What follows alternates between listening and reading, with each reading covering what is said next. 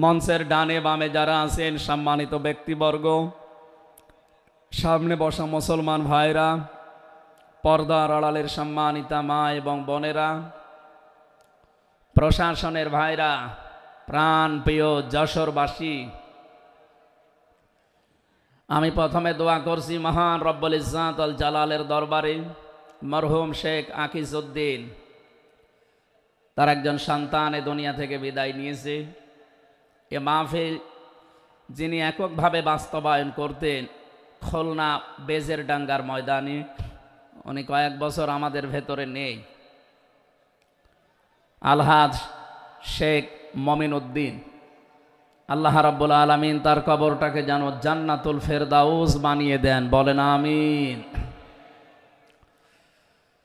দল মত জাতি বর্ণ ধর্ম নির্বিশেষে কোরআনে কারিম শোনার জন্য যারা এই ময়দানে ছুটে এসেছি রাতের বেলা, আমরা যে খুশি প্রকাশ করার জন্য বলছি আলহামদুলিল্লাহ।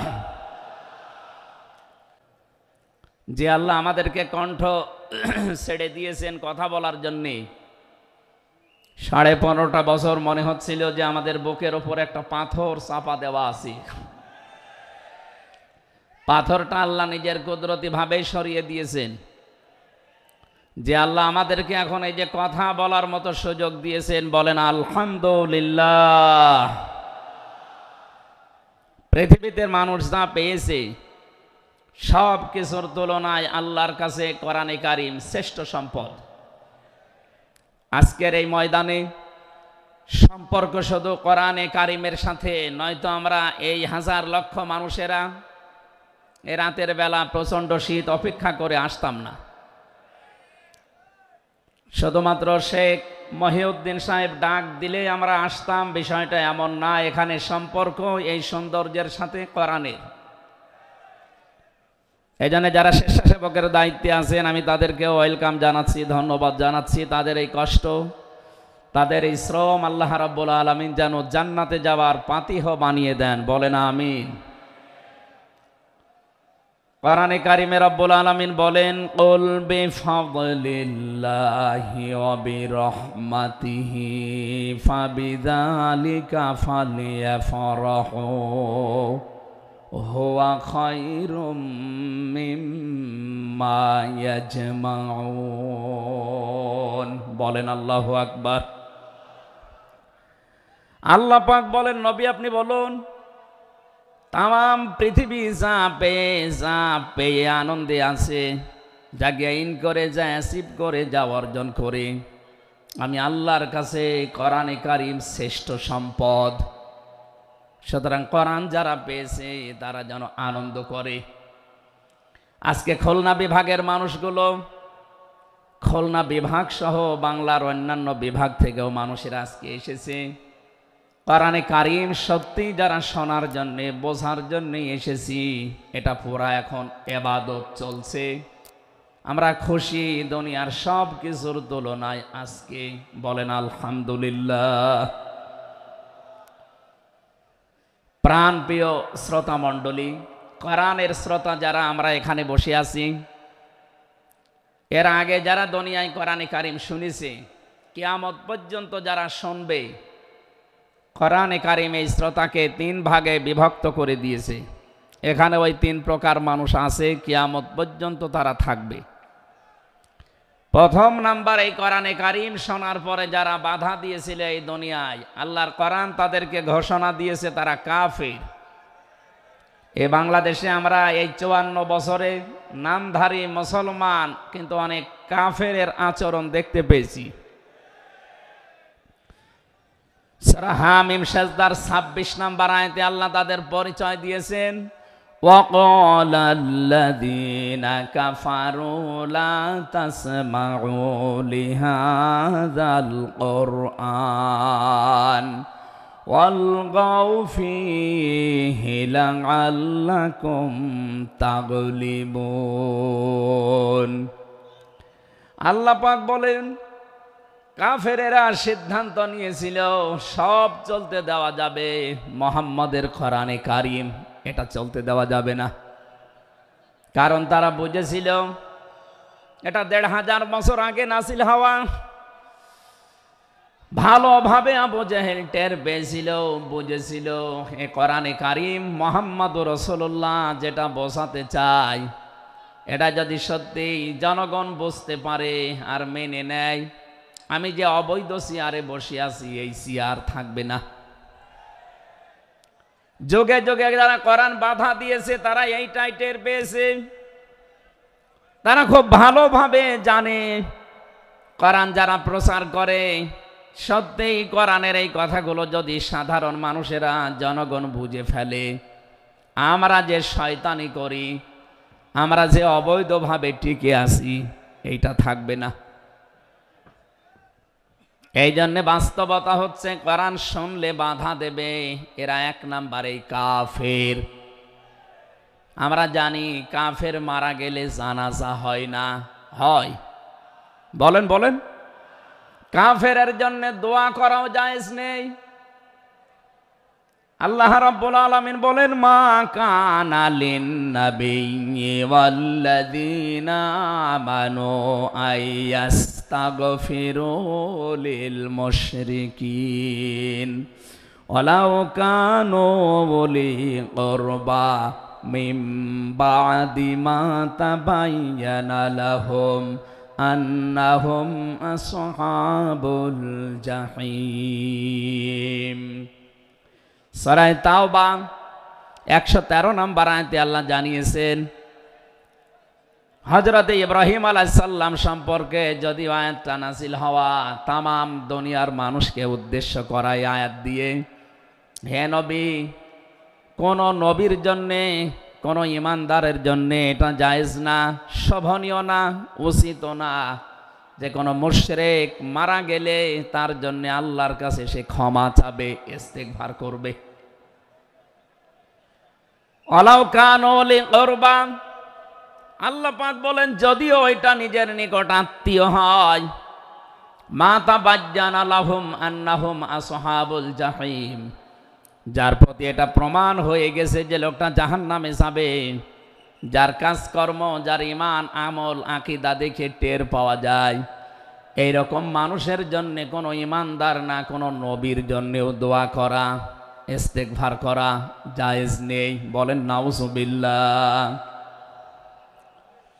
একজন নবীকে যদি আল্লাহ এই কথা বলতে পারেন, আমি আয়াতের ব্যাখ্যায় পড়েছি মুহাম্মদুর রাসূলুল্লাহ সাল্লাল্লাহু আলাইহি ওয়াসাল্লামের নিজের আপন চাচা আবু তালিব, এই লোকটা যখন মারা যাচ্ছিল বিশ্ব নবী নিজে তার কাছে গিয়ে বললেন, ইয়া আম্মি আবি তালিব কুল লা ইলাহা ইল্লাল্লাহ হাজ্জুল লাকা ইনদাল্লাহি ইয়াউমাল কিয়ামাহ, বুখারী শরীফের হাদিস। ডাক দিয়ে বললেন, হে চাচা, জোরে বলা লাগবে না, আওয়াজগুলো শুধু আমার কানের কাছে মুখটা নিয়ে আস্তে করে আপনি বলেন, লা ইলাহা ইল্লাল্লাহ, জোরে লা ইলাহা ইল্লাল্লাহ, লা ইলাহা ইল্লাল্লাহ, লা ইলাহা ইল্লাল্লাহ মুহাম্মাদুর রাসূলুল্লাহ। আপনি শুধু আল্লাহর একাত্মবাদের স্বীকৃতি দেন আমার কানের কাছে, রিসালাতের ঘোষণাটা দেওয়া লাগবে না, শুধু আল্লাহর ঘোষণাটা আমার কানের কাছে শোনান। কিয়ামতের দিন আমি আপনার জন্য আল্লাহর দরবারে ঝগড়া করে জান্নাতে নিয়ে যাব। পাশে যারা দাঁড়িয়েছিল তাদের কারণে লোকটা পড়তে পারে নাই। নবীজির মন খারাপ হয়ে গেল। সঙ্গে সঙ্গে সূরা কসসের ৫৬ নাম্বার আয়াত নিয়ে ফেরেশতা জিবরাইল হাজির হয়ে গেছে।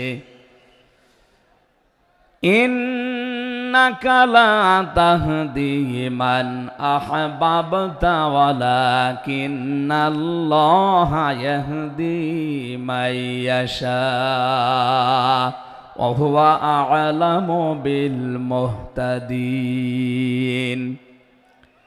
আল্লাহ পাক বলেন, হে নবী, আপনি যাকে ভালোবাসেন, যাকে পছন্দ করেন, যাকে মনে করবেন আপনি হেদায়েত দেবেন না, আপনি পারবেন না, কারণ হেদায়েত আমি আল্লাহ আপনার হাতে দেইনি।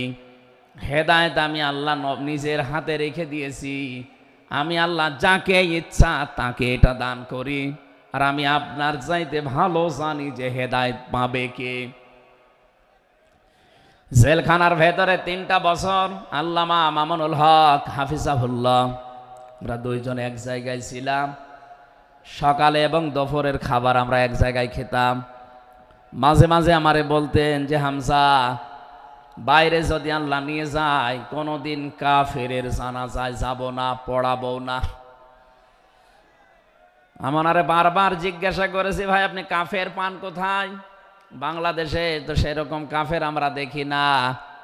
উনি আয়াতটা আমাকে শুনিয়ে বলেছিলেন, কাফের তো তারা যারা আল্লাহর কোরআনে বাধা দেয়। সুতরাং এই দেশে যারা কোরআনে বাধা দেবে, সে ডাইরেক্ট হোক ইনডাইরেক্ট হোক, সূরা হামিম সেজদার 26 নম্বর আয়াতের দলিল অনুযায়ী লোকটা কাফের। কাফেরের জানাজা পড়া কিন্তু হারাম।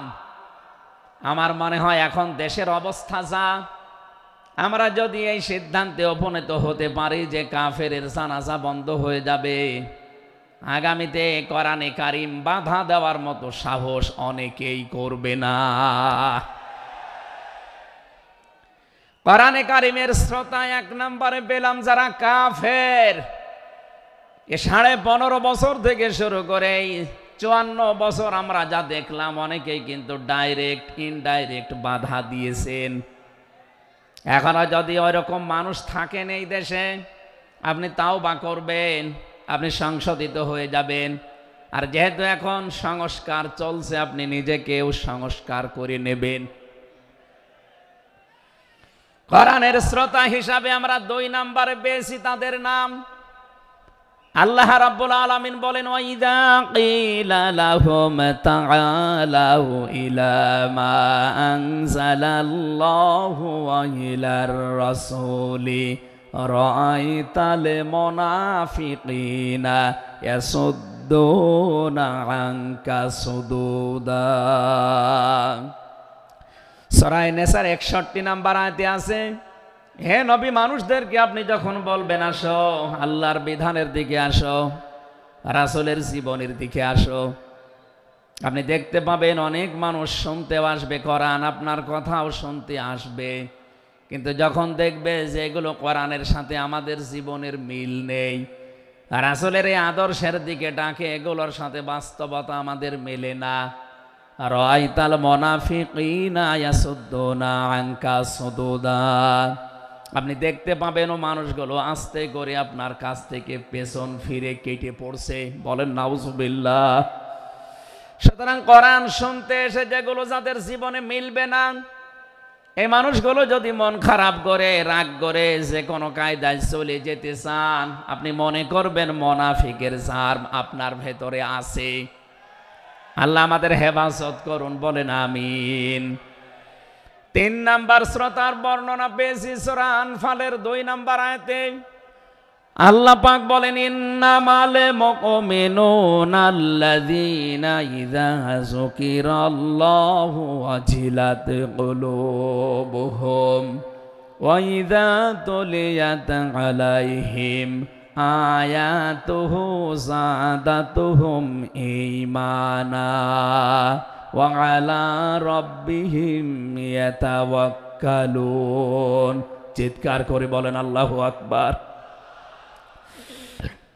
আল্লাহ পাক বলেন, আমার দৃষ্টিতে তো কোরআনের শ্রোতা আসল এবং মুমিন তারা, যাদের সামনে আমার নাম উচ্চারণ হলে তাদের অন্তরাত্মা কেঁপে ওঠে, আমার আয়াতগুলো তাদের সামনে তেলাওয়াত হলে এ মানুষগুলোর ঈমান ভেতরে যা সেটা আরো বেড়ে যায়। এখানে যাদাতুহুম ঈমান আর ব্যাখ্যায় আমি দেখেছি, শরীরের পশমগুলো দেখবেন আপনি হঠাৎ খাড়া হয়ে যাবে, বাম স্তনের 2 আঙ্গুল নিচে একটা গোস্তের টুকরা আছে, ওটা কাঁপবে, কাঁপাকাঁপি করবে, একটা অনির্বচন শোক আপনি আলাদা অনুভব করবেন। এই 3টা যদি এখন আমাদের ভেতরে তৈরি হয়, আলা রাব্বিহিম ইয়াতাওয়াক্কালুন, বাড়ি যাওয়ার আগে এই সিদ্ধান্ত নিয়ে যাওয়া যাবে যে আল্লাহ ছাড়া আর কারো উপরে আমরা ভরসা করি না। বলেন সুবহানাল্লাহ। এই তিনটা আয়াত দিয়ে আমি বোঝাতে চেয়েছি কাফের কারা, মুনাফিক কারা, আল্লাহর দৃষ্টিতে মুমিন কারা। 3 নাম্বার এই তরিকায় যদি আমরা এই 3টি গুণ অর্জন করতে পারি, আজকে আল্লাহর কথাগুলো শুনলে আপনার ভেতরে কাঁপ ধরবে। 2 নাম্বারে আল্লাহর আয়াত তেলাওয়াত হবে, যখন বুঝতে পারবেন যে কি বলে।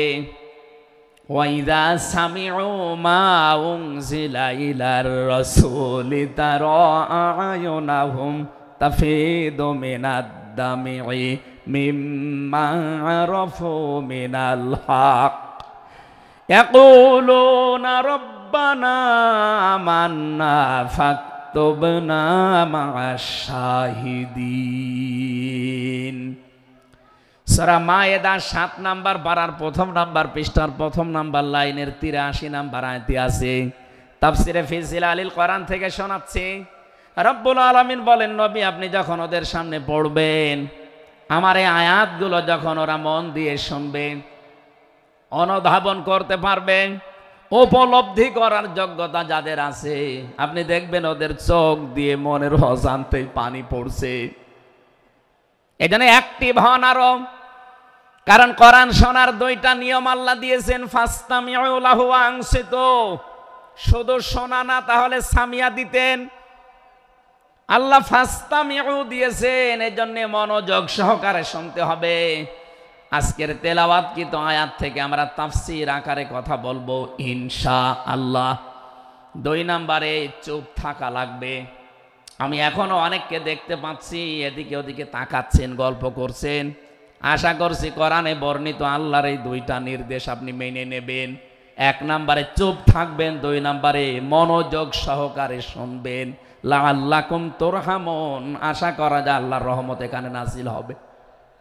আল্লাহ আমাদেরকে আয়াতটা মেনে চলার তৌফিক দেন, বলেন আমিন। এজন্য কোরআনের আলোচনা শুনলে সবার চোখে পানি আসবে না। যারা এটা উপলব্ধি করতে পারবে, অনুধাবন করতে পারবে, আপনি দেখবেন তাদের মনের অজান্তেই কখন যেন চোখ দিয়ে পানি গড়িয়ে পড়ছে, তারা নিজেরাও টের পাবে না। আল্লাহ যেন এই 3 নাম্বার এই প্রকার শ্রোতা হিসাবে আমাদের কবুল করেন, বলেন আমিন। দরুদ আর সালাম পাঠ করছি আমাদের নবী মুহাম্মদুর রাসূলুল্লাহ সাল্লাল্লাহু আলাইহি ওয়াসাল্লামের প্রতি, যার প্রতি কোরআনে কারীম আল্লাহ নাযিল করেছেন।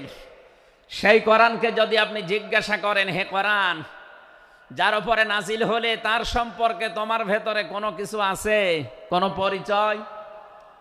আল্লাহ রাব্বুল আলামিনের কোরআন আমাদেরকে শোনাচ্ছে, ওয়াইদ ক্বালা রাব্বু ওয়াইদ ক্বালা ঈসা ইবনু মারইয়ামা ইন্নী রাসূলুল্লাহি ইলাইকুম মুসাদ্দিকাল লিমা বাইনা ইয়াদাইয়া মিনাত তাওরাত। আয়াতের শেষের দিকে আল্লাহ ইসমুহু আহমাদ এই শব্দ দিয়ে জানিয়েছেন, হযরত ঈসা আলাইহিস সালাম তিনি জানিয়ে গিয়েছেন এই পৃথিবীতে আমার পরে একজন নবী আসবে যার নাম হবে আহমাদ। আমাদের নবীর পরিচয়টা আল্লাহ কোরআনে কারীম যিনি নাযিল করলেন তার উপরে, তার ভেতরেই তার নামটা আল্লাহ সংরক্ষণ করে দিয়েছেন। প্রশ্ন আসতে পারে, এক একজনের তো বহু নাম আমরা দেখি। হে কোরআন, তোমার ভেতরে কি মুহাম্মদুর রাসূলুল্লাহ সাল্লাল্লাহু আলাইহি ওয়াসাল্লাম এই নাম তোমার ভেতরে আল্লাহ কি তার সম্পর্কে দিয়েছেন নাকি? আমরা যে তেলাওয়াত করেছি সূরা ফাতিহা, এই সূরা থেকে যেহেতু আজকে আলোচনা করব, এই সূরার প্রথম আয়াতে আমার আল্লাহ আমার নবীর নামকে উল্লেখ করে জানিয়েছেন। এটা 29 নাম্বার আয়াত, মুহাম্মাদুর রাসূলুল্লাহ। সূরা ফাতিহার 29 নাম্বার আয়াতটা আমরা পড়েছি 4 ভাগের 1 ভাগ। এই আয়াত থেকে আমরা আজকের আলোচনার বিষয় সাজিয়েছি। আমার আজকের বিষয়বস্তু, আমরা মুহাম্মাদুর রাসূলুল্লাহর উম্মত হতে চাই। সত্যি যদি আল্লাহর দৃষ্টিতে বিশ্বনবী মুহাম্মদুর রাসূলুল্লাহর উম্মত আমরা হতে চাই, মাস্ট বি তেলাওয়াতকৃত আয়াতের এই বর্ণিত গুণগুলো আমাদের এখন থেকেই অর্জন আরম্ভ করা লাগবে। আমি সহ যারা এসেছি অবশ্যই আল্লাহ এই গুণগুলো এখন থেকে যেন পালন করার তৌফিক আমাদেরকে দান করেন, আমিন। সূরার নাম সূরা ফাতিহা। ফাতাহ মানে বিজয়। এ সূরার প্রথম আয়াতের ভেতরে এই শব্দটা আছে, এখান থেকে নামকরণ করা হয়েছে। আল্লাহ রাব্বুল আলামিন বলেন, ইন্না ফাতাহনা লাকা ফাতহাম মুবিনা। অবশ্যই হে নবী, আমি আপনাকে একটা সুস্পষ্ট বিজয়ের সুসংবাদ দিচ্ছি। এই বিজয়ের ঘটনা তো ঐতিহাসিকভাবে ইবনে কাসিরের ভেতর থেকে আমি শিক্ষার জন্য এবার বলছি। এদিকে খুব অ্যাক্টিভ হয়ে থাকবেন। এই সূরা ফাতিহার 18 নম্বর আয়াত। আমার যতটুকু পড়াশোনা আছে, আমার যতটুকু লেখাপড়ার স্টাডি আছে, এখন বাংলাদেশে সবচাইতে বেশি প্রয়োজন সূরা ফাতিহা 18 নম্বর আয়াত। যে যেখানে আছেন, দাঁড়িয়ে আছেন, বসে আছেন, শুয়ে আছেন, কান এবার খাড়া করে দেন। হুদায়বিয়ার সন্ধির যে ঘটনা আমরা শুনেছি এতদিন পর্যন্ত, শুধু শুনেছি অনেকে, কিন্তু এখান থেকে শিক্ষাটা আজ অনেকে নেয়নি। বাংলাদেশের এখন যে অবস্থা, এই শিক্ষা নেওয়ার সময় এখনই। নবীজি 1400 মানুষ নিয়ে এসেছিলেন সাহাবায়ে কেরাম নিয়ে হজ করার জন্যে।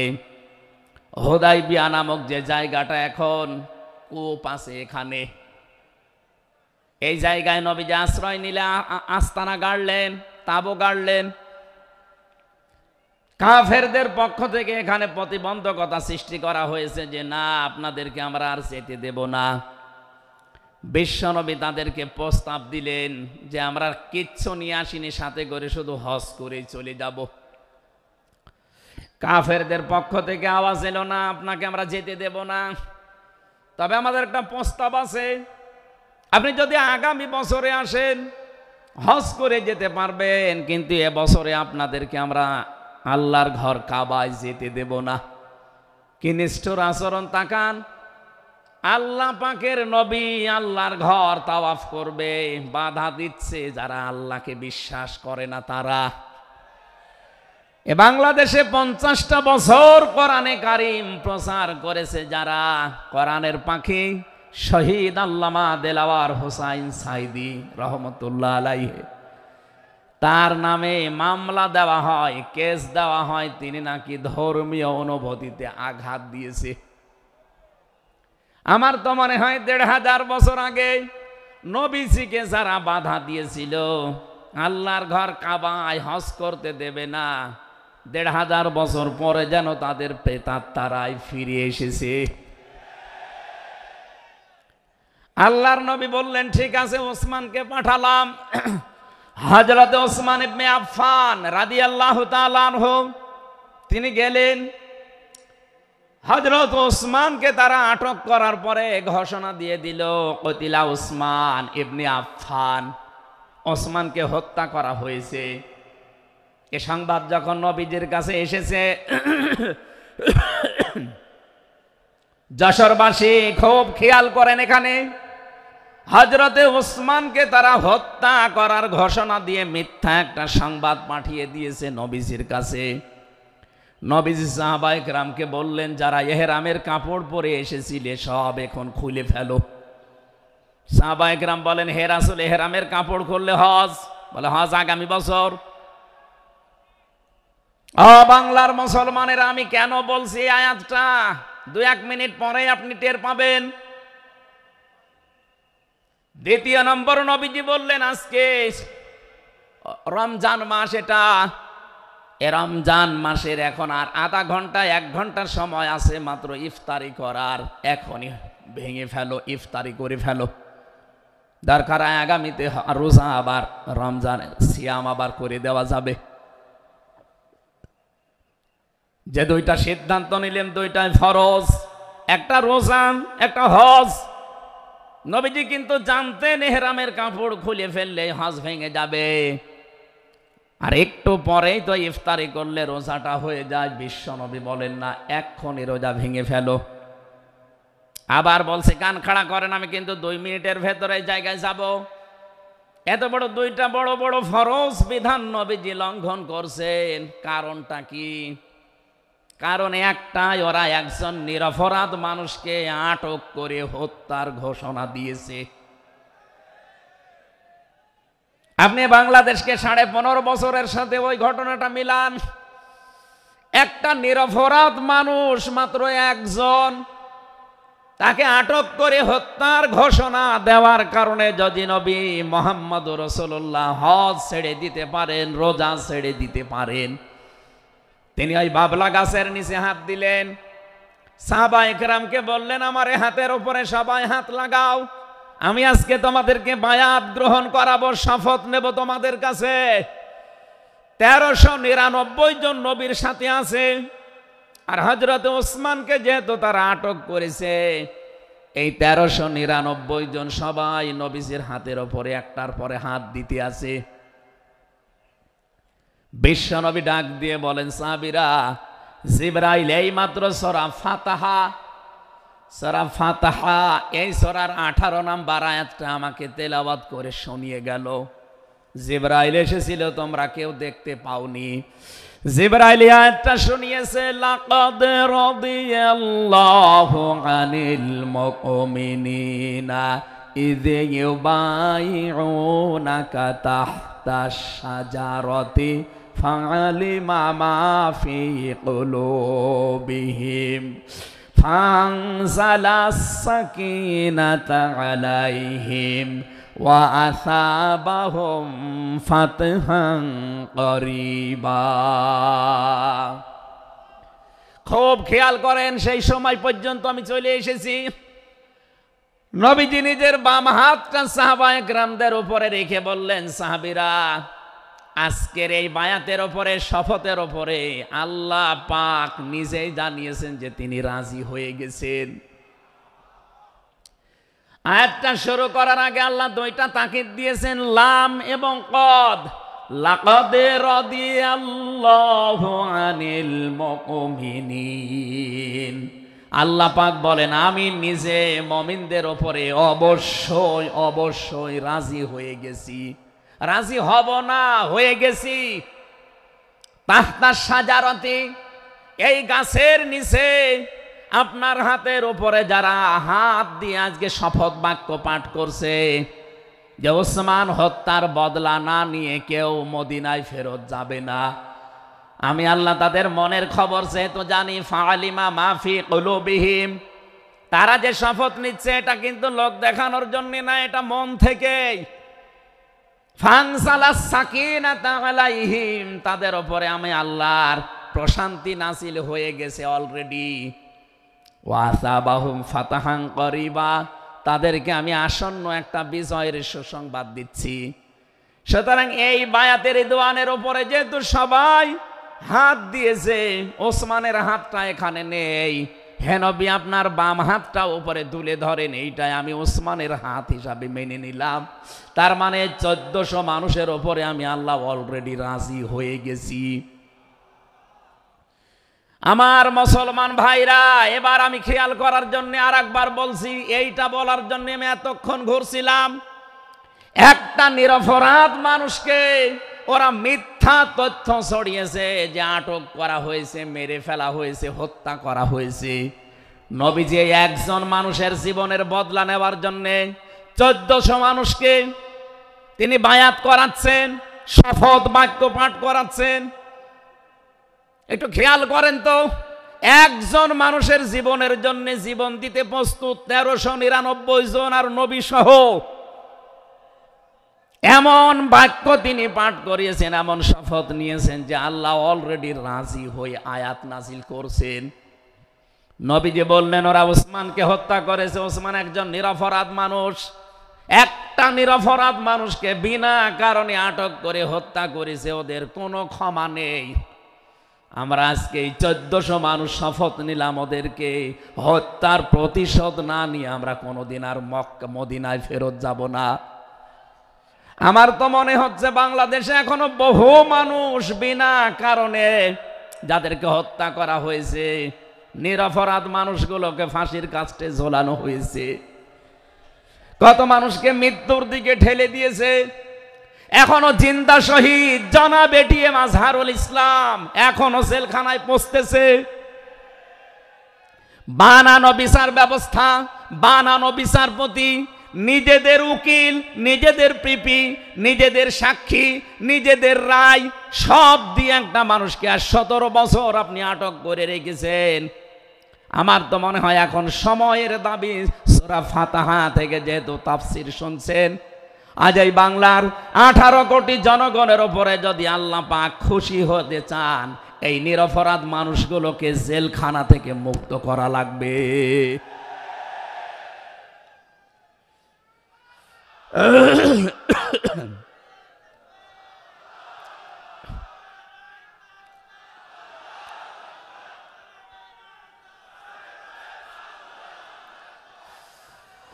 যশোরবাসী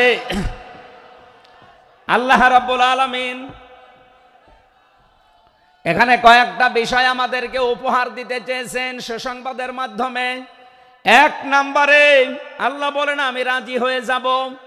2 নম্বরে ওদের মনের মূল কথাগুলো যেহেতু আমি জানি, সুতরাং যারা নারায়ে তাকবীর আল্লাহু আকবারে স্লোগান দিয়ে এই মাজলুম মানুষটার পক্ষে অবস্থান নিলেন, আমার তো মনে হচ্ছে ফানজালা সাকিনাতা আলাইহিম, আল্লাহ পাক তার রহমত এখন এদেশের উপরে নাজিল করবে। 2 নম্বরে ওয়াসাবাহুম ফাতাহান করিবা, একেবারে সুপ্রসন্ন নিকটবর্তী বিজয় আমাদেরকে আল্লাহ এই মাজলুম মানুষটার পক্ষে দাঁড়ানোর কারণে দেবে। আমি আজকেও একজন জেল খাটা মানুষের সাথে কথা বলছিলাম, তিনিও প্রায় 3.5-4 বছর জেলে ছিলেন। তিনি জ্বালাচ্ছিলেন যে হামজা ভাই, আসলে আমরা যারা জেলে ছিলাম তারা ছাড়া এটা বোঝানো সম্ভব না। বহু মানুষ বিনা অপরাধে, বিশেষ করে 15.5 বছরে তো হবে, বিনা কারণে বিনা অপরাধে কিচ্ছু জানে না, বছরের পর বছর জেলে পচতেছে। ওরা যদি একজন নিরপরাধ মানুষকে মিথ্যা কথা ছড়িয়ে দেওয়ার কারণে নবী যেরকম সিদ্ধান্ত নিতে পারে, আজ বাংলার 18 কোটি মানুষ দল বেদল সব ভুলে গিয়ে নিরপরাধ যত মানুষ জেলে ভর্তি আছে, গুম হয়েছিল, খুন হয়েছিল যারা, এদের পক্ষে দাঁড়াতে যদি সত্যি আপনি মন থেকে এগিয়ে আসতে পারেন, আল্লাহর কসম আমাদের সামনে আল্লাহ বিজয় দেখাবেন। বিজয় আমরা দেখতে পাচ্ছি সূরা কসস 20 নম্বর পারার 4 নম্বর পৃষ্ঠার 15 নম্বর লাইনের 5 নম্বর আয়াত। বাড়িতে যে আয়াতটা তাফসীর দেখবেন, আল্লাহ রাব্বুল আলামিন বলেন নুরিদু আন্নামুন্না আলাল্লাযীনা ইসতাদঈফু ফিল আরদ ওয়া নাজআলাহুম আইম্মাতাও ওয়া নাজআলাহুমুল ওয়ারিসিন। আমি আল্লাহ একটা ইচ্ছা করলাম, হাজার হাজার বছর আগে হে নবী, এই পৃথিবীর ময়দানে ফেরাউন নামে একটা লোক ছিল। রাষ্ট্রীয় ক্ষমতায় থাকার কারণে ওই দেশে বিভিন্ন দলে বিদলে বিভক্ত করে মানুষকে রেখেছিল, আর একটা দলকে সে টার্গেট নিয়ে কোণঠাসা করে, ছোট করে, হীন করে রেখেছিল। সেই দলটা ছিল মুসা নবীর দল। আমি আল্লাহ একটা ইচ্ছা করলাম, জমিনের ওপরে যাদেরকে দুর্বল করে রেখেছে ফেরাউন, এই দুর্বল দলের উপরে আমি আল্লাহ মনন করব। মনন মানে অনুগ্রহ করা, দয়া করা। আমি আল্লাহ দয়া করব তাদের উপরে, মনন করব। এই কারণ আমি তাদেরকে জমিনের শাসন ক্ষমতায় বসাতে চাই, জমিনের উত্তরাধিকারী তাদেরকে বানিয়ে দিতে চাই। অনুমাক্কিনা লাহুম ফিল আরদ, জমিনের উপরে তাদেরকে আমি ক্ষমতায় বসাবো, এটা আমি আল্লাহর ইচ্ছা। বলেন তো আল্লাহ যদি কোনো ইচ্ছা করে ওটা রদ করার কেউ আছে? আরো জোরে বলেন আছে? সুতরাং এই আয়াত দিয়ে আমি যেহেতু 100% আয়াতটা বিশ্বাস করি, হাজার হাজার বছর আগে ফেরাউনের এই জীবনের সাথে, কাহিনীর সাথে, তাফসিরের সাথে আমি বাংলাদেশে আয়াতটা মিলিয়েছি, দেখতে পেয়েছি 2024 সালের 5 আগস্টের পরে একটা দলের সাথে আয়াতটা মিলে যাচ্ছে। আপনি যাই মনে করেন এইটাই বাস্তব। এই 54 বছরে ভুয়া ধোয়া তুলে, ভুয়া চেতনার নাম দিয়ে যাদেরকে কণ্ঠাসা করে রেখেছিলেন জনগণের কাছ থেকে, আল্লাহ যেন হঠাৎ করে মানুষের মনের ভেতরে তাদের প্রতি পরিবর্তন এনে দিয়েছেন। আল্লাহ পাক যেন এই মানুষগুলোকে একটা মনন করেছেন, একটা দয়া দেখিয়েছেন। অনাজালাহুমা ইম্মাতান, জমিনের ইমাম তাদেরকে যেন আল্লাহ দিনের পর দিন বানিয়ে দিচ্ছে। তাদের আচার ব্যবহার, তাদের চরিত্র, তাদের ব্যবহার, তাদের মাধুর্যতা, তাদের যে ইখলাস, এগুলো দেখছে আমার আল্লাহ দিনের পরে দিন জমিনের ইমাম তাদেরকে আল্লাহ বানাচ্ছেন। অনাজালাহুমুল ওয়ারিসিন, আয়াতের শেষের কথা, আল্লাহ তাদেরকে জমিনের ওয়ারিস বানিয়ে দেবেন। যেহেতু আল্লাহর সিদ্ধান্ত রদ করা যায় না, ফাআলুল লিমা ইউরিদ, তিনি যা ইচ্ছা তাই করেন। ইন্নামা আমরুহু ইযা আরাদা শাইআন আইয়াকুলা লাহু কুন ফায়াকুন। আল্লাহ পাক বলেন, আমি যদি কোনো ইচ্ছা করি শুধু বলি কোন, সঙ্গে সঙ্গে ফায়াকুন হয়ে যায়। কোরআনের ওপর আমার 100% বিশ্বাস নিয়ে কথা বলছি আমি। এই আয়াতগুলো মাস্ট বি আমার আল্লাহ বাংলাদেশে দেখাবে। বলেন আমিন, আরো জোরে বলেন আমিন। 6 নাম্বার আয়াত হচ্ছে অনুমাক্কিনা লাহুম ফিল আরদ, আমি আল্লাহ তাদেরকে জমিনের চেয়ারে ক্ষমতায় বসিয়ে দেব। কেন জানো? অনুরিয়া ফিরাউনা ওয়া হামানা ওয়া জুনুদাহুমা মিনহুম মা কানু ইয়াহজারুন, আমি আল্লাহ দেখাতে চাই ফেরাউনকে, হামানকে আর তার সৈন্যবাহিনীকে, তারা তাদেরকে সবচাইতে বেশি ভয় করত জমিনে যাদেরকে, সেই মুসা নবীর দলকে আমি আল্লাহ জমিনের শাসন ক্ষমতায় বসিয়ে তাদেরকে দেখাবো। এই 54 বছর জালেম এবং মুনাফিকরা সবচাইতে বেশি ভয় বাংলাদেশে যাদেরকে করেছে, তাদের প্রতি মানুষের মন মানসিকতা আল্লাহ ঝুঁকিয়ে দিয়েছেন। এই জন্য কোরআনের আয়াতের উপরে বিশ্বাস করে বলছি, এই বাংলাদেশে যারা নিরপরাধ মানুষ আছে তাদেরকে যদি 5 তারিখের পরে বিভিন্ন আন্দোলনের কারণে, মানবিকতার কারণে ছেড়ে দেওয়া হয়, বিশেষ করে ম্যাডাম খালেদা জিয়াকে আপনি ছেড়ে দিয়েছেন। এরপরে আমরা দেখতে পেলাম আব্দুল সালাম পিন্টু ভাইকে ছেড়ে দিয়েছেন। এরপরে গিয়াসউদ্দিন মামুন ভাইকে ছেড়ে দিয়েছেন। মিয়ানুরউদ্দিন অপু ভাইকে ছেড়ে দিয়েছেন। আমরা চাই জনাব এটিএম আজহারুল ইসলামকেও মুক্তি দেওয়া হোক। এ দাবির পক্ষে আছেন কারা দেখে? লিল্লাহি তাকবীর।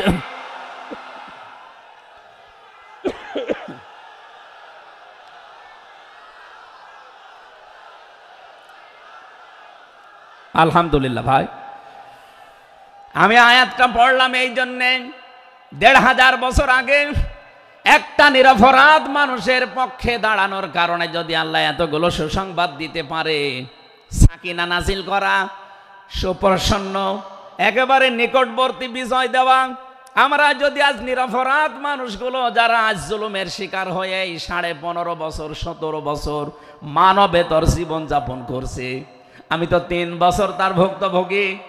3টা বছর আমাদেরকে ফাঁসির কন্ডেম সেলের ভেতরে 24 ঘন্টা লকআপ দিয়ে রাখতেন। কি করেছিলাম আমরা? আজকে এই যে মাহফিলের 6 জন আলেমের ভেতরে আমরা 3 জনই এক জায়গায় ছিলাম জেলখানায়, আর বাকি 3 জনের ভেতরে একজন তো বাইরের দেশে, আর 2 জন আব্দুল হাই সাইফুল্লাহ, শাইখ আহমদুল্লাহ, 2 জন মজলুম। তাদেরকেও কোরআনের কথায় দেশে 15.5 বছর আপনারা বলতে দেননি। এজন্য আমি আয়াত থেকে যেটা শিক্ষা দিতে চাই, কাটছাট কথা বলছি, বাংলাদেশে যদি আল্লাহর সাকিনা, প্রশান্তি মনে এবং বাইরে আপনি দেখতে চান, সুপ্রসন্ন বিজয় যদি দেখতে চান, অবশ্যই আপনাকে নিরপরাধ যারা এখনো পর্যন্ত বিভিন্ন জায়গায় মাজলুম হয়ে আছে তাদের পক্ষ নেওয়া লাগবে। এক কথা বলুন, আল্লাহ আজকে আমাদের জীবনে 100% মেনে চলার তৌফিক দেন, বলেন আমিন। এই সূরা ফাতিহা থেকেই আমরা পড়েছি 29 নম্বর আয়াত।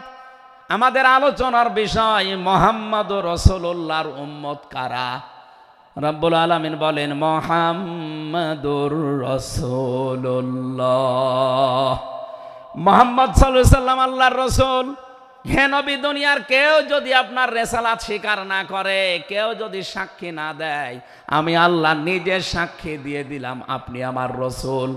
সুতরাং এই বাংলার জমিনে কেউ যদি নবীর আদর্শ না মানে, বিশ্ব নবীর কোনো ক্ষতি হবে না, আল্লাহরও কোনো লস নেই, যত ক্ষতি আমাদের। কথা বলেন না কেন?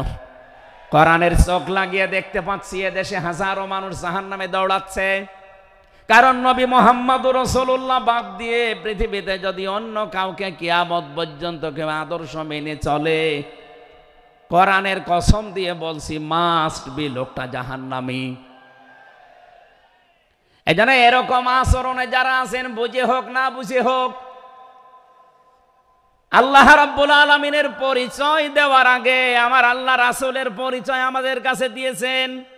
রাব্বুল আলামিন বলেন কুল হুয়াল্লাহু আহাদ আল্লাহুস সামাদ লাম ইয়ালিদ ওয়া লাম ইউলাদ ওয়া লাম ইয়াকুল লাহু কুফুয়ান আহাদ।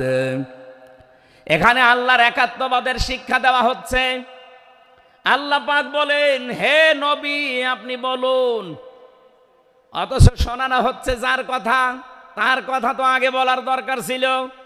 এখানে আগে রিসালাতের ঘোষণাটা দেওয়া হয়েছে, কুল হে নবী আপনি বলুন।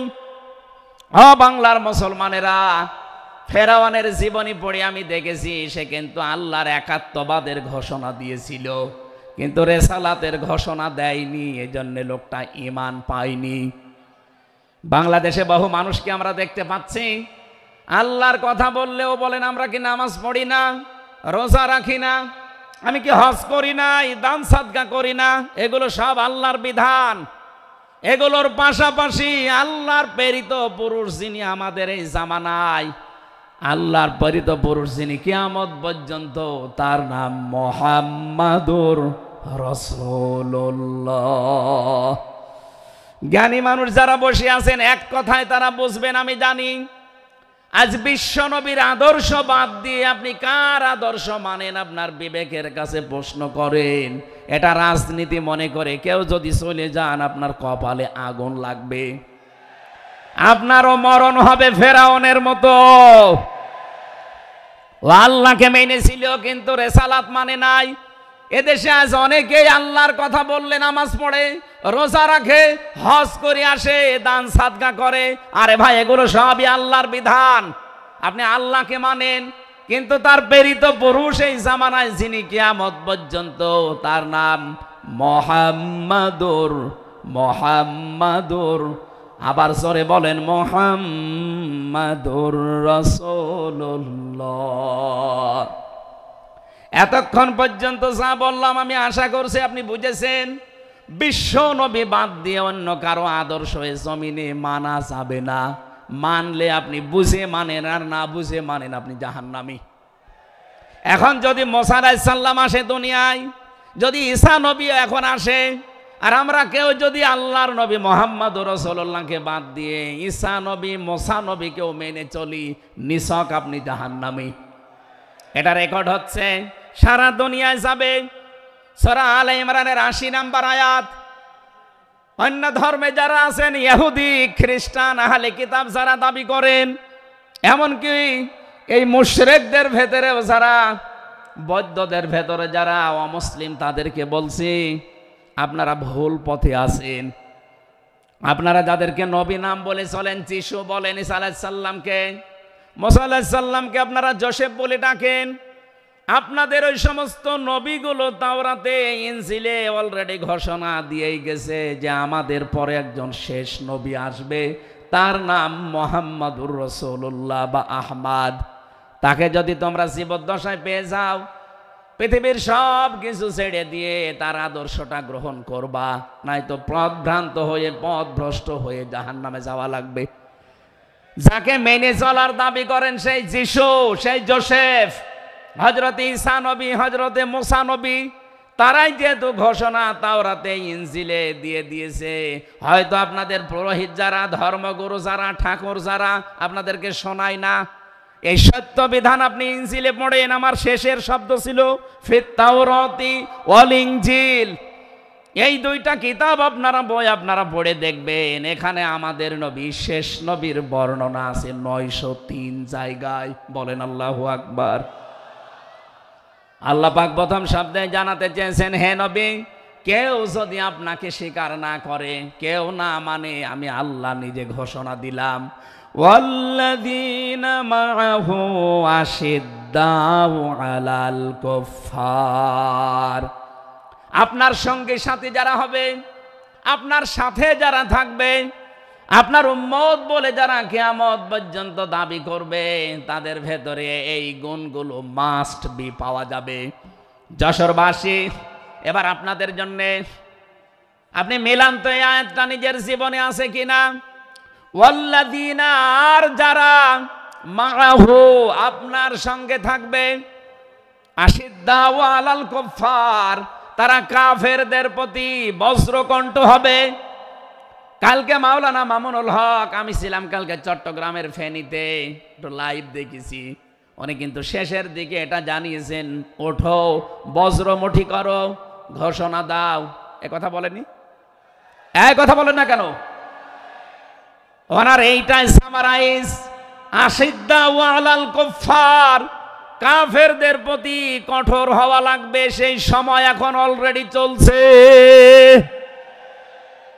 প্রতিবেশী নামে আমাদের যারা আছে, যেহেতু প্রতিবেশী পাল্টানো যায় না, এজন্য আমরা বেশি কিছু বলছি না। আমরা আশা করব যে প্রতিবেশীর চরিত্র পাল্টাবে।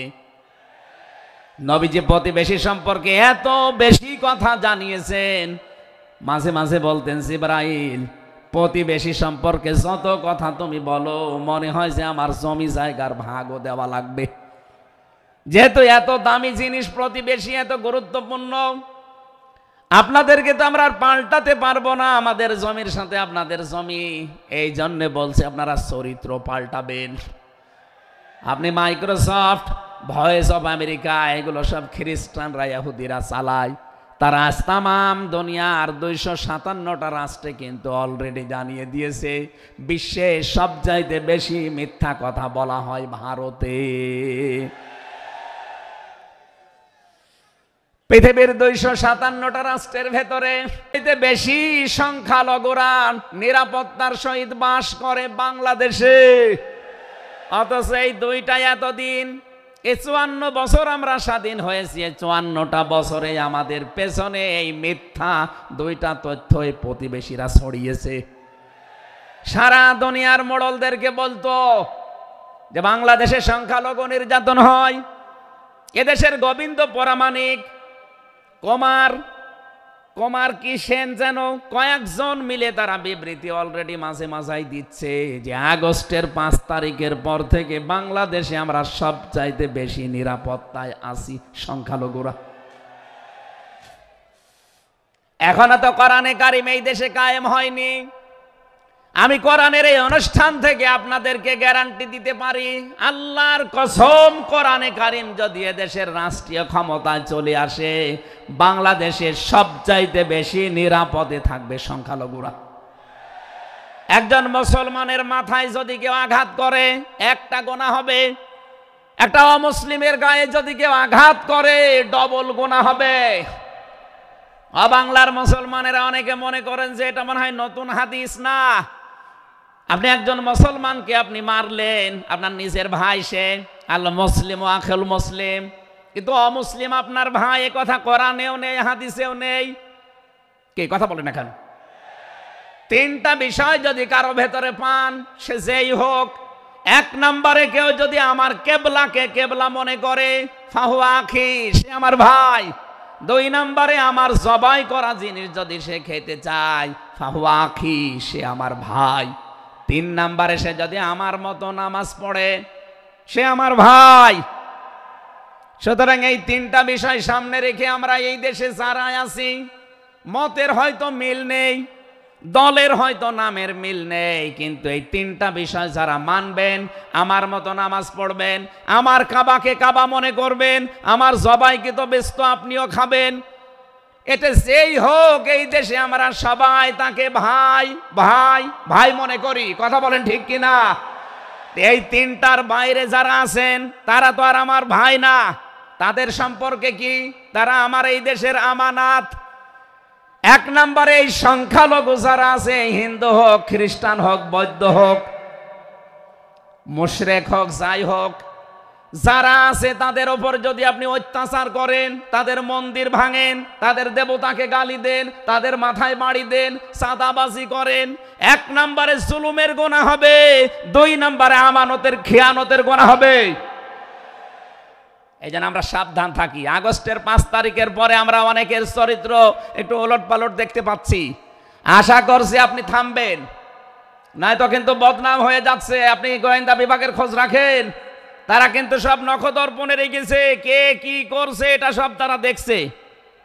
এই জন্য আমরা এমন কোনো আচরণ না করি আপনার নিজের ভুলের কারণে নিজের পায়ে আবার কোড়াল লেগে যায়। তারা সব দেখতে পাচ্ছে এই 4.5 মাসে কারা মানবতার জন্য কাজ করে, কারা দেশের জন্য কাজ করে, কারা এই 2780 জন মানুষ হাসপাতালের বেডে কাতরাচ্ছে, এদের কাছে কারা গেছে সব খোঁজ তাদের কাছে আছে। 2732 জন মানুষ হত্যা হয়েছে একজনের নির্দেশে। এতগুলো শহীদ পরিবারের পাশে কারা কারা দাঁড়াচ্ছে সব তাদের কিন্তু ডকুমেন্ট আছে। এই জন্য আপনি মনে করছেন আমি ডুবে ডুবে জল খাবো, ঘোলা পানিতে মাছ শিকার করব, কেউ কিছু টের পাবে না, কখনো না। সব তাদের আয়ত্তের ভেতরে আছে। এই জন্য এমন কাজ করা দরকার আমাদের, আগামীতে যেন শুধু ওই 14 দল বাদ দিয়ে আমরা যারা মজলুম আছি এই মানুষগুলো যেন রাষ্ট্রের দায়িত্ব পায়, আর কোরআন আর হাদিস দিয়ে বাংলাদেশের 56,000 বর্গ মাইল চলে। কারা কারা রাজি আছেন দেখি? লিল্লাহি তাকবীর।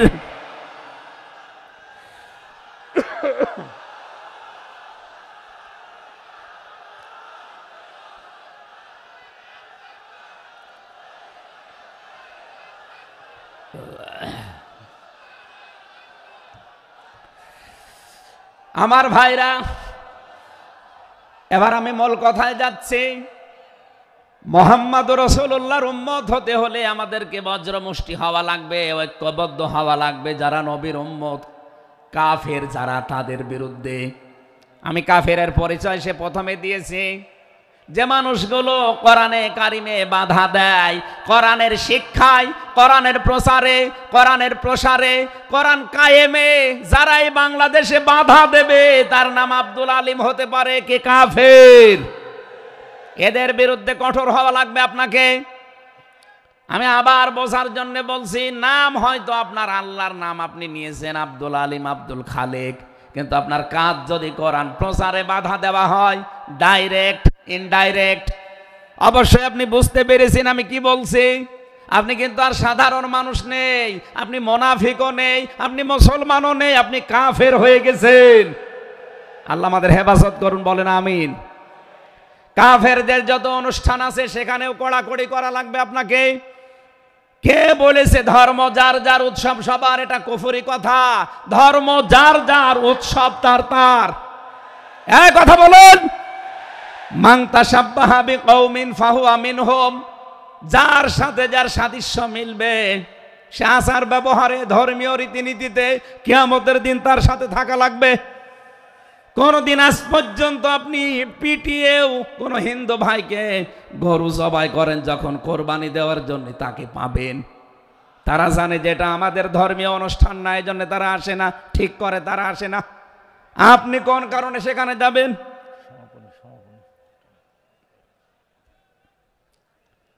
রোহামা ও বাইনাহুম। দ্বিতীয় নম্বরে আমরা পেয়েছি নিজেদের ভেতরে মহব্বত, ভালোবাসা, সম্প্রীতি, মায়া, মমতা, এটা নিজেদের ভেতরে বাড়ানো লাগবে। আপনি নবীর উম্মত হতে চান, অথচ এটা নিজেদের ভেতরে আরো দূরত্ব তৈরি করেন না। এটা নিজেদের ভেতরে আরো স্যাক্রিফাইস করে হোক, ডাকাডাকি করে হোক নিজেদের ভেতরে এটা তৈরি করা লাগবে আরো বেশি। তার রুক্কান সজ্জাদা, হে নবী আপনার উম্মত যারা আপনার সাথে যারা আছে তাদেরকে দেখতে পাবেন আল্লাহর সন্তুষ্টি এবং অনুগ্রহ তালাশ করার জন্যে তারা রুকু এবং সেজদাকারী অবস্থায় তাদের দেখতে পাবেন। নবীর উম্মত যারা এসেছেন, অন্য ধর্মের লোকদেরকে বাদ দিলাম, বিশ্ব নবীর উম্মত যারা এখানে বসে আছেন, আমাদের উচিত হবে যতদিন আজরাইল না আসে ফরজ নামাজ আমরা কোনো দিন ছেড়ে দেব না। আরো জোরে বলেন, আল্লাহ যেন এটা মেনে চলার তৌফিক দেন আমাদের একেবারে জীবনের শেষ দিন পর্যন্ত। 2 নম্বরে, ফরজ নামাজের সময়টুকু যেভাবেই হোক বের করে আপনি আদায় করেন। সুন্নত নফল ওইগুলো যদি পড়তে না পারেন পরবর্তীতে পড়বেন, কিন্তু ফরজ নামাজ কেউ ছেড়ে দিয়ে সে আল্লাহর আয়ত্ত থেকে বের হয়ে যায়। বলেন নাউজুবিল্লাহ। সাহাবা একরাম আল্লাহর দরবারে যে 7টা কারণে কবুল হয়েছিলেন তার ভেতরে 1 নাম্বার কারণ ছিল এই মানুষগুলো আল্লাহর বিধান সামনে পেলে পৃথিবী ভুলে যেতেন।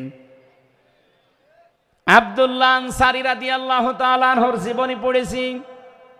এ লোকটা আল্লাহর বিধান সেজদাকে সামনে রাখতে গিয়ে নিজের স্ত্রীকে এক কাপড়ে গর্তের ভেতরে বসিয়ে রেখেছিল, নিজের ছেলেকে শিকল দিয়ে বেঁধে রেখেছিল, তারপরও আল্লাহর বিধান সেজদা সে ভুলে যায় নাই। আমাদের এরকম কঠিন পরিস্থিতি এখন হয়তো আসেনি, তারপরও আমরা অনেকে বিনা কারণে ফরজ নামাজ ছেড়ে দেই। আমি নামাজের কথা মুসলমানদের কাছে সচরাচর বলতে চাই না, কারণ একজন মুসলমান আর একজন কাফেরের ভেতরে পার্থক্য নামাজ। নামাজ যদি কেউ না পড়ে সে মুসলমান থাকে কি করে? সুতরাং আজান হওয়ার পরে মুসলমান যাবে মসজিদে নামাজ আদায় করতে, মানুষ টের পাবে যে লোকটা মুসলমান। রিজালুল্লাহ তুলহিহিম তিজারাতু ওয়ালা বাইউন আন যিকিরিল্লাহ ইলা আখিরি আয়াত। মুসলমান ব্যবসায়ী যারা তাদের পরিচয় আল্লাহ দিয়েছেন। আল্লাহ রাব্বুল আলামিন বলেন,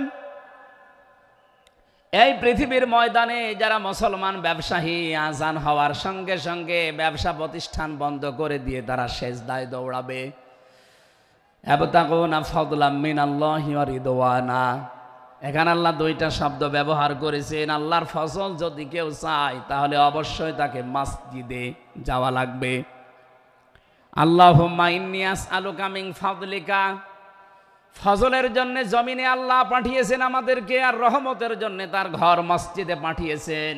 এজন্য আল্লাহর রহমতের জন্য 5 বার আল্লাহর ঘরে আমাদেরকে যাওয়ার নির্দেশ দিয়েছেন আল্লাহ। আর যদি ফজল অনুগ্রহ পেতে চাই রিজিক, এগুলোর জন্য জমিন, এই জমিন আল্লাহ আমাদেরকে হালাল রুজি উপার্জন করার যে ব্যবস্থা, এরকম ময়দান যেন তৈরি করে দেন। বলেন আমিন। সিমাহুম ফি ফুজুহিহিম মিন আসারিস সুজুদ। আল্লাহ বলেন এদের এই চিহ্নগুলো, সেজদার চিহ্নগুলো এদের চেহারার বিভিন্ন জায়গায় ফুটে উঠবে। কিয়ামতের ময়দানে এই চিহ্ন দেখে দেখে নবী সুপারিশ করে করে জান্নাতে নিয়ে যাবে। হয় কপালে, নাই নাকে, নাই হাতে, যে সমস্ত জায়গায় সেজদা দেওয়ার জন্য আপনি জমিনে লাগিয়েছিলেন এই জায়গাগুলো কিয়ামতে চমক দিতে থাকবে। আল্লাহ আমাদের প্রত্যেককেই এই 5টি গুণ অর্জন করার মাধ্যমে বিশ্ব নবীর খাঁটি উম্মত হওয়ার তৌফিক দিন। আমিন, আল্লাহুম্মা আমিন।